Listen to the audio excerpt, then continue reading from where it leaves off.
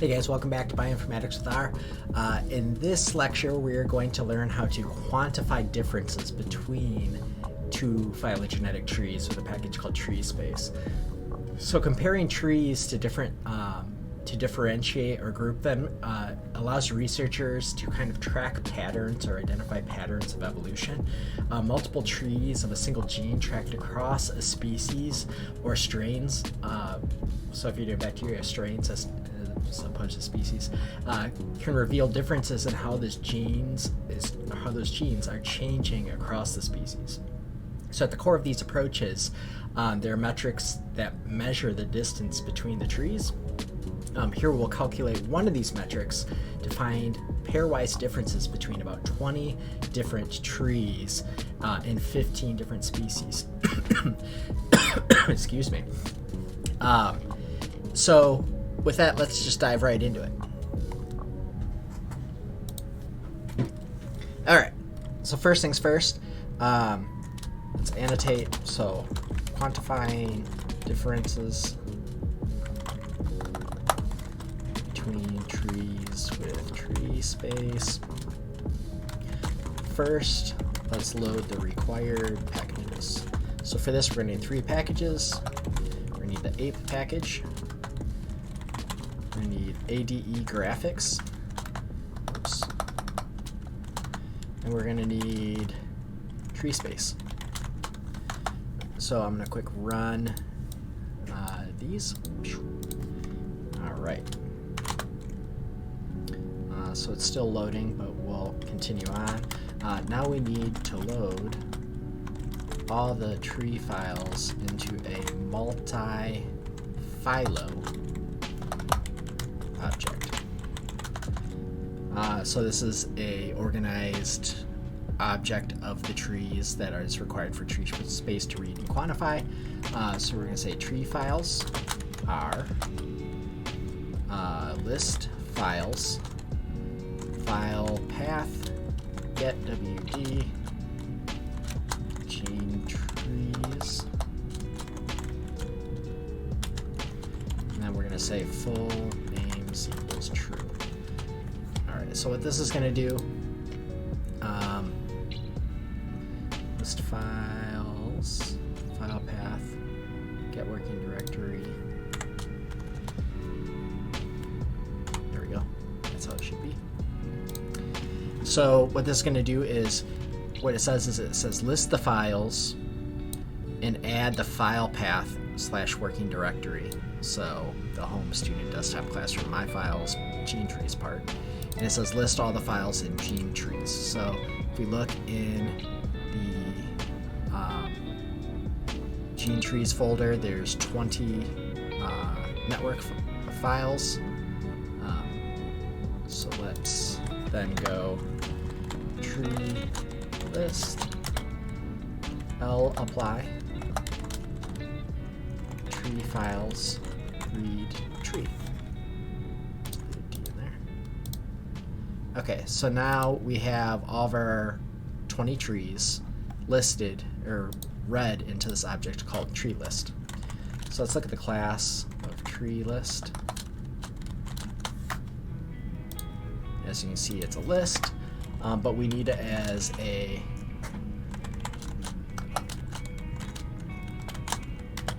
multi-philo file. So this command says take the class of tree list and change it to a multi-philo. So now if we do class tree list again,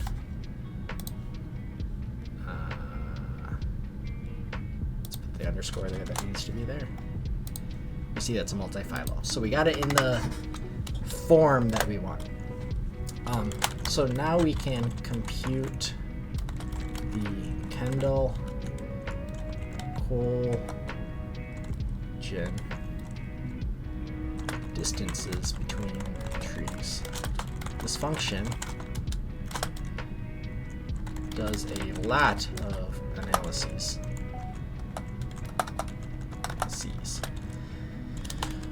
So let's go down here. So first, it runs a pairwise comparison of all trees in the input.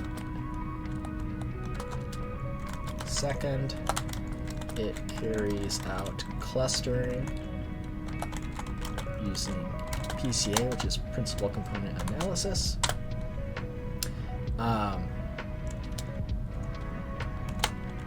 These results are returned in a list of objects where D contains, so it's like $D, so like the aspect of the object D contains the pairwise metric of the trees. So each comparison one tree to another for all combinations, and PCO contains the principal component analysis. The method we use, the Kendall collagen, is particularly suitable for rooted trees, as we have here. And the option NF, which will dictate in our function, tells us how many principal components to retain. Okay, so let's do comparisons. And we'll say tree space, tree list, so our list of all the trees that we have in our directory, and we'll keep the number of principal components to 3. All right, so we got our comparisons there now. So what we can do,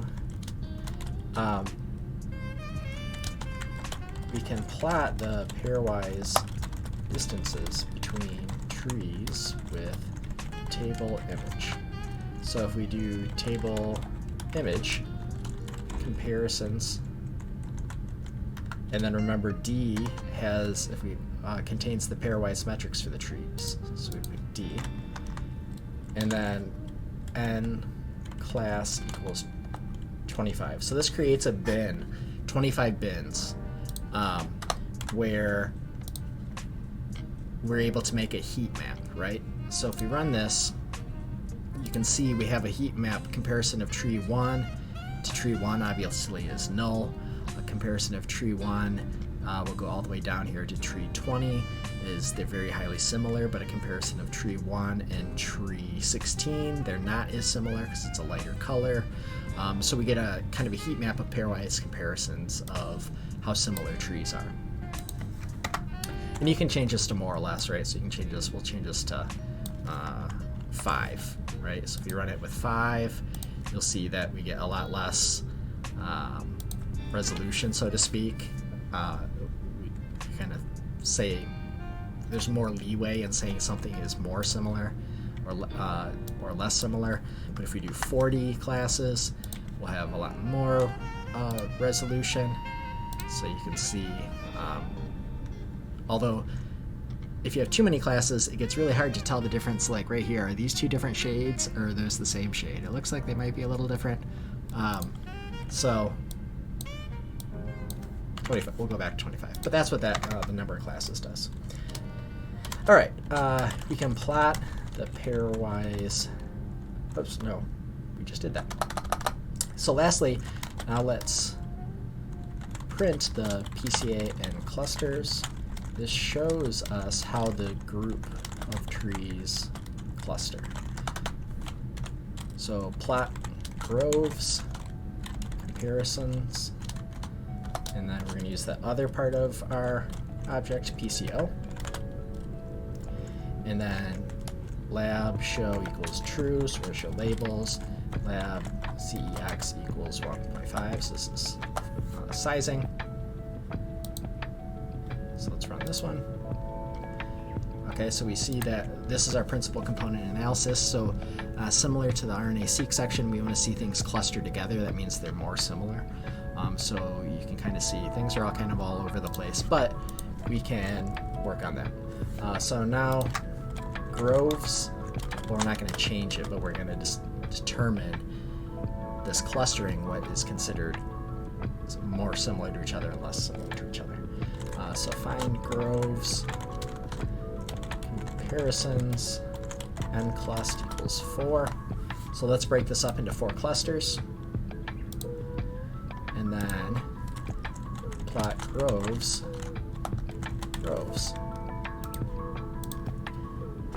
Okay, so now what we've done is we said, okay, taking all of our principal component analysis, we want to show what we think are different clusters. So everything in 3 here, we've said this is a similar group.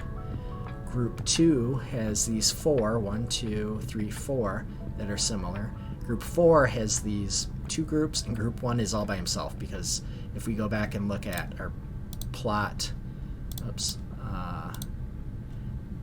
here you see group 1, he's just kind of out in the middle of nowhere. And we can play with this. So say let's do 6 clusters and rerun these 2 lines. So you can see here we have 6 clusters. Now we're starting to get some kind of conflicting information.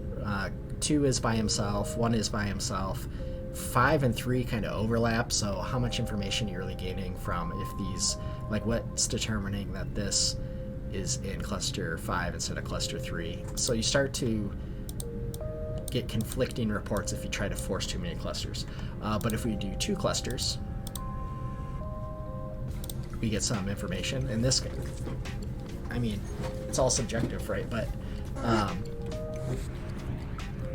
this kind of looks good to me, right? So you have a group over here that these trees are close together, and a group over here, group 1, that are close together, and that these, you could argue, are more closely related than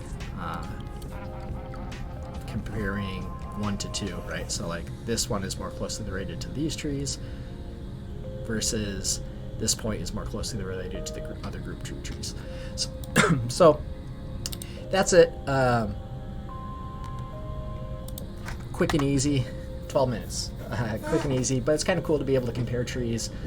If you're doing phylogenetic analysis, to be able to show clustering and similarity of your trees. This is a visual way to be able to show that these trees cluster together in certain aspects. You could go in and compare these by doing the clades and kind of seeing where the clades from our previous, when we put the circle object onto the trees, see if this kind of matches, if there's similarities and differences. But this is a way to compare trees. You have multiple trees.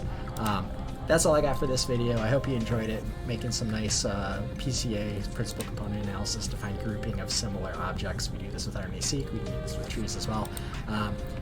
With that, that's the end.